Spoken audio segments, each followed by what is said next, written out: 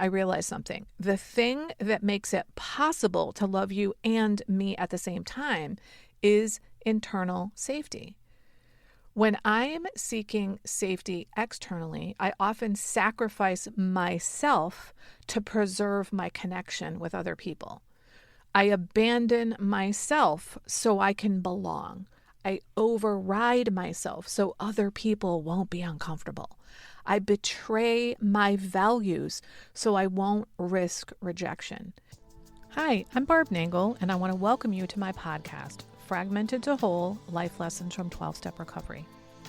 If you're tired of feeling fragmented, emotionally overwhelmed, stuck in people-pleasing, approval-seeking, overthinking, or losing yourself in relationships, you're in the right place. This podcast is about recovery for real life. Through honest stories, practical tools, and lessons I've learned through 12-Step Recovery, boundaries work, and over 4 decades of personal growth, we explore what it actually takes to stop abandoning yourself and build a life that feels more authentic, grounded, and whole. We'll talk about things like boundaries, shame, family dysfunction, reparenting, emotional regulation, self-trust, recovery, and creating internal safety so you can stay connected to yourself even when life gets hard. I'm a boundaries coach, speaker, author, and woman in recovery, and my approach is raw, honest, practical, and sometimes a little bit, a lot, sweary. I'm also an avid beachcomber. My hands are basically always cold, so I wear fingerless gloves most of the year. And I still get weirdly excited when I spot license plates with my initials BN. I don't speak for or represent any particular 12-step fellowship, though I'm deeply grateful for the role recovery has played in my life. If you're ready for real talk, emotional healing, and practical tools to help you go from fragmented to whole, keep listening. This is episode 356, How to Stop Managing Other People's Reactions and Feel Safer Inside. I recently articulated something to myself that really kind of sits underneath almost all of my work. In fact, I think it explains why keep the focus on yourself has been one of my mantras for so many years. For a long time, I taught that principle because I knew it worked. Now, I think I understand why it works. The insight I've had is this: you can't create internal safety by focusing externally. I'm going to say that again because it's that important. You can't create internal safety by focusing externally. What I see over and over again, both in recovery and in my work with clients, is that people are trying to create a sense of safety by managing the external world. They're trying to feel safe inside by controlling what happens outside.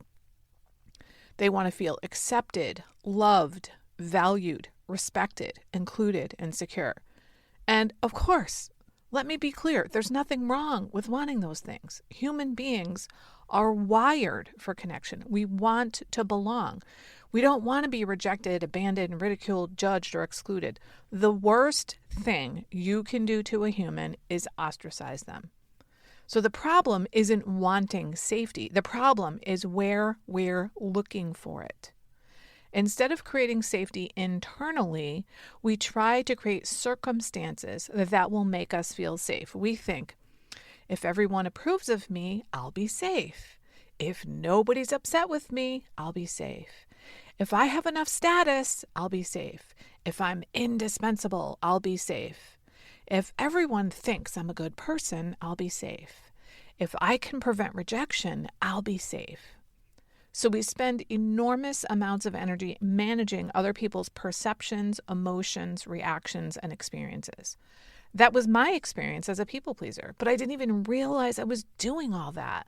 I put an enormous amount of energy into image management, not because I consciously thought that I don't care about myself, but because my attention was directed outward. That's classic codependence. I wasn't asking, what do I think? What do I want? What do I need? What feels true to me? What would create safety inside me? In fact, In many of my relationships, especially romantic relationships, I showed up as though I had no needs at all. It was basically saying, I'm just here to meet your needs. And of course, that is unsustainable. Eventually, I became resentful because none of my needs were getting met. And here's the funny part, I blamed them, even though I was the one acting like, I don't have any needs. I'm just here to meet your needs. Instead, the questions driving my behavior were things like, what will they think? How will they react? How do I keep them happy? How do I avoid their disappointment? Now, these weren't conscious thoughts running through my head, but that's what was operating underneath my behavior. From this perspective, people pleasing isn't really about being nice. It's a safety strategy.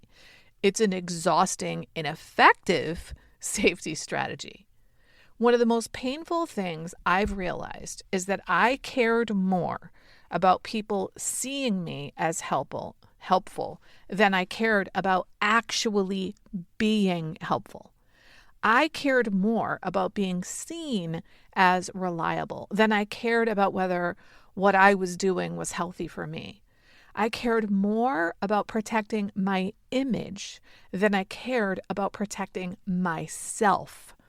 That's what happens when we're seeking safety externally. And that's why the strategy eventually fails. Because no matter how hard you work, you can't manage everyone else's thoughts, feelings, reactions, choices, and opinions. It's impossible.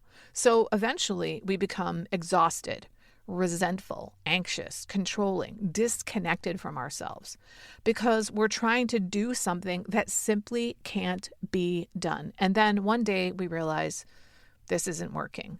And it's when people get to that point where they often find me. Most people come to me because they want better relationships, whether that's with themselves, in romance, family, at work, in friendships. That's what it all boils down to.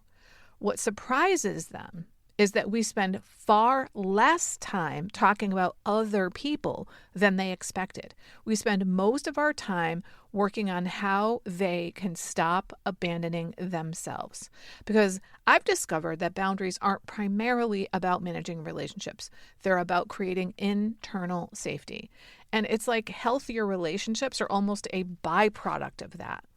The real goal is becoming a person who no longer depends on external circumstances to feel okay. And that's not because external things don't matter, but because they can never reliably provide you what you're actually seeking.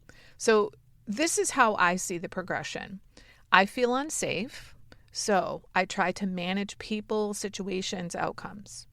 I become exhausted, resentful, anxious, controlling, or disconnected from myself.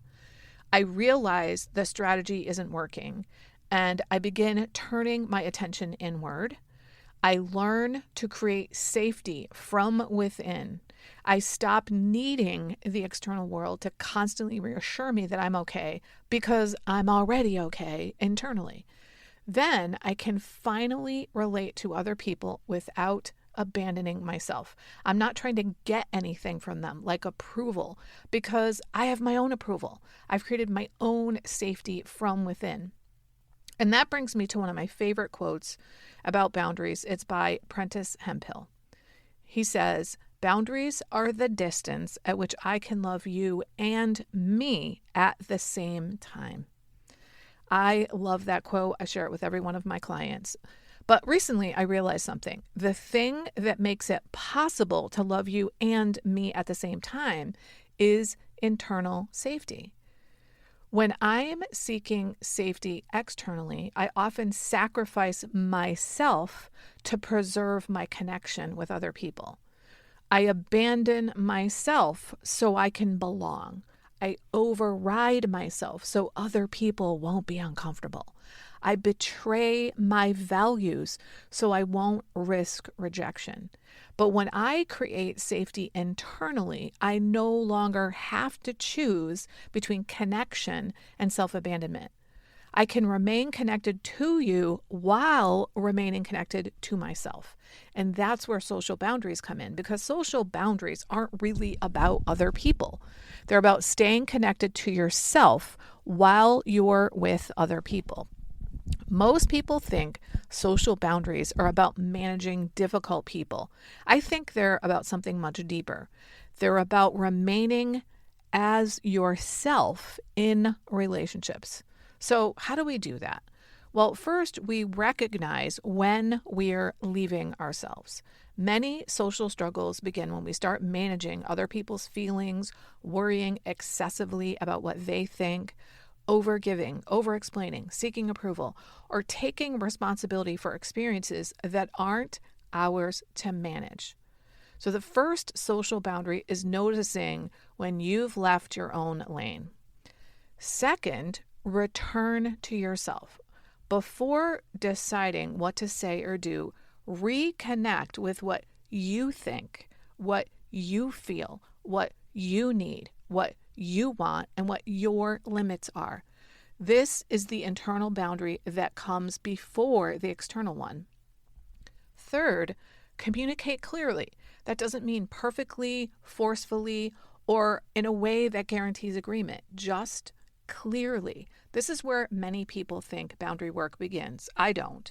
Because even if you know what to say, it doesn't mean that you can say it. It doesn't mean you have the wherewithal to say it. Even if you can say it, it doesn't mean you'll stand behind it. Fourth, allow other people to have their experience. This is where many boundaries collapse. People communicate a boundary and then immediately explain, defend, justify, rescue, negotiate, or backpedal. They want the boundary and they want the approval. But social boundaries aren't really in place until you're willing to let other people have their reactions, whether they approve or disapprove. They get to be disappointed or disapprove. They get to be upset.